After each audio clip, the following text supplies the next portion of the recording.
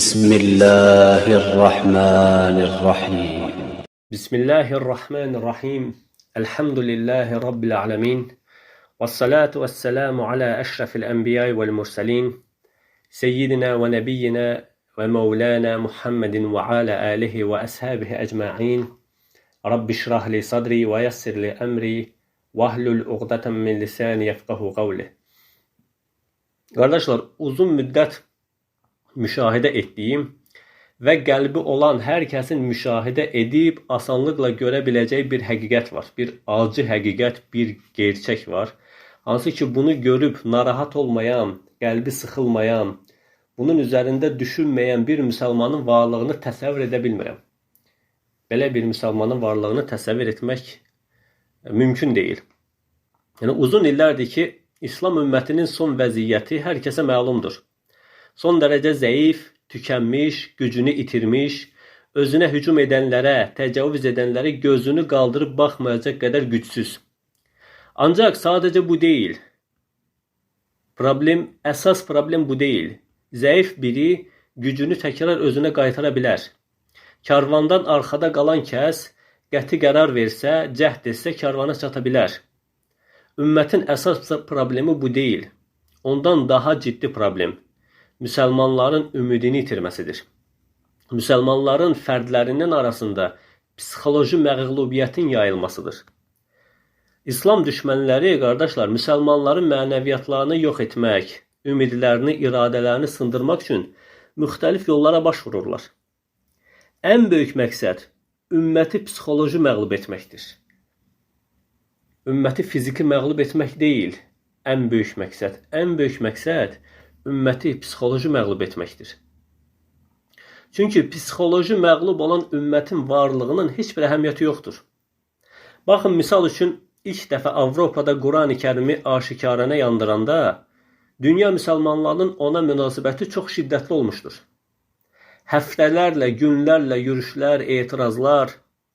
Həmən hadisə bu ümmətin nəbzini yoxlamaq üçün yollardan biri idi. Sonraki zamanlarda Quran-ı Kərimi yandırdıqda müsəlmanlardan əvvəlki təpki, əvvəlki sərt münasibət, etiraz görünmədi. İndi də hər ildə Quran yandırırlar, Quran-ı Kərim yandırılır, amma əvvəlki etirazlar falan yoxdur. Sanki gözümüzdə bu hal adiləşdi. Amma xatırlayın qardaşlar, ilk dəfə biz Quran-ı Kərimin yandırıldığını gördükdə qəzəbimizdən özümüzə yer tapa bilmirdik. Gecəni yata bilmirdik.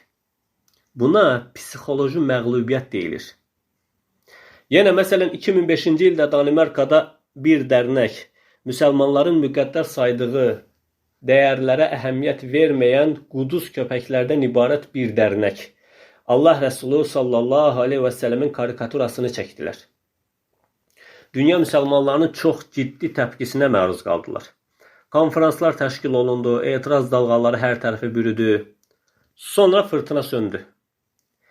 Təxminən 2 il sonra Avropa və Danimarka həmən karikaturaları təkrar yayınladı.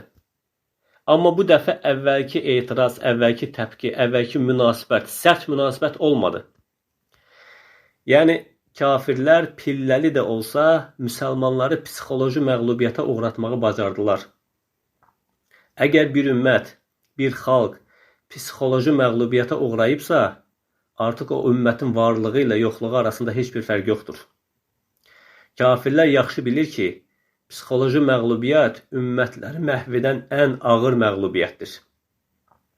Odur ki, Əhməd Əl-Huzai rahiməhullah buyurur ki, siz bugün haqqı müdafiə etməsəniz, sizin övladlarınız, sizdən sonra gələnlər müdafiə etməyə bir haqq tapmayacaqlar. Yenə canlı bir nümunə, 2-3 il əvvəldən başlayan İsrail Həması bəhanə edərək Qəzzada soyqırıma başladı. Yəni əgər bu soyqırım deyilsə, dünyada soyqırım deyilən bir şey yoxdur. Yəni Həmas hədəf deyildi. Həmas bir bəhanə idi. Həmas öz-özlüyündə ümmətin qəlbinə sancılan bir xəncərdir. Bunu müzakirə etmirik. Hədəf müsəlman ümməti üzərində soyqırım etməklə yanaşı psixoloji məğlubiyyətə uğratmaqdır. Rəsmi məlumatlara görə, qardaşlar, soyqırım başlayan gündən bu günə qədər orta hesabla gündə 28 uşaq ya bombalardan ya da acılıqdan ölür. Yəni tarixin çox az rast gəldiyi bir vəhşilik, bir qətliam. Hələ bu rəsmi məlumatdır. Qeyri-rəsmi məlumatlarla bu daha çoxdur. Bu qeyri-rəsmi bundan daha çoxdur.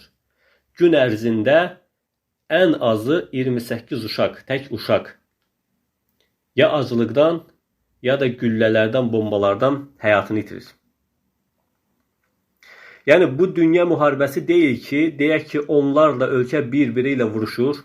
Ona görə gün ərzində bu qədər qətliam olur. Bu balaca bir şəhər boyda ərazidə baş verən bir soyqırımdır. Deyil müsəlman olan, qəlbi olan hər kəs bu vəhşiliyə, bu qətliama qarşı sərt mövqe qoymaqdadır. Dünyanın hər yerində qəlbi olan hər kəs bacardığı etirazı edir. Əgər ağrı hiss edirsənsə, canlısan.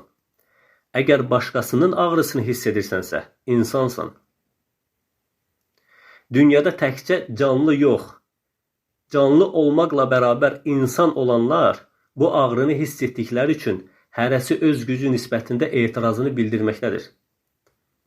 İnsan yox, canlı olanlar üçün isə Qəzzada baş verən soyqırım, qətl, şikəst olma, qətl olunan, şikəst olunan uşaqların ah-naləsi onların heç tüklərini də tərpətməz. Amma müsəlman belə olmamalıdır, qardaşlar. Müsəlman qəlbini daim oyaq saxlamalıdır.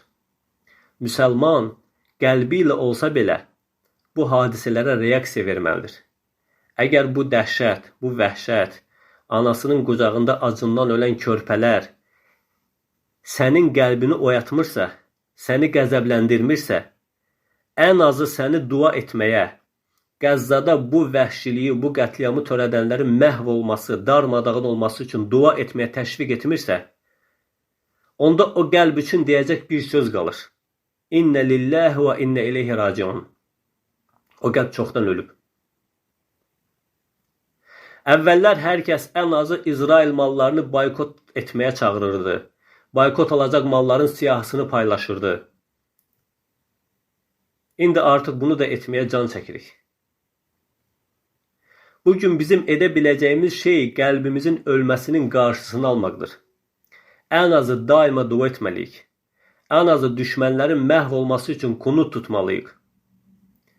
Allah Rəsulü sallallahu aleyhi və səlləmin zamanında kafirlər Məunə quyusunda müsəlmanlara xəyanət edərək 70 nəfəri şəhid etmişdilər. Allah Rəsulü sallallahu aleyhi və səlləm hər sübh namazında bir ay boyunca onu edənlərə bəddua etmişdi. Yəni bu ümmətdə xeyir həmişə olacaq. Qiyamətə qədər bu ümmət xeyirdən məhrum olmayacaq. Bu ümmətdə döyünən qəlblər həmişə olacaq. O xeyirli kəs sən olmalısan. O sənin qəlbin olmalıdır. Odur ki, qardaşlar, biz nə edə bilərik, əlimizdən nə gəlir deyərək, özümüzü aldadıb dünyaya dalmağa davam etməməliyik. Qəlbimizi daim oyaq saxlamalıyıq. Dua edə bilən dua edəcək. Bu vəhşəti sosial şəbəkələrdə başqalarına duyura bilən başqalarına duyuracaq. Bu bilirsiniz nəyə bənzəyir? Senkop hallarında və ya travmatik hadisə baş verdikdə, yəni ağır qəza, ağır yaralanma zamanı insan şok keçirə bilir. Bu zaman onu danışdırmaq, göz kontaktı yaratmaq lazımdır ki, şuurunu itirməsin.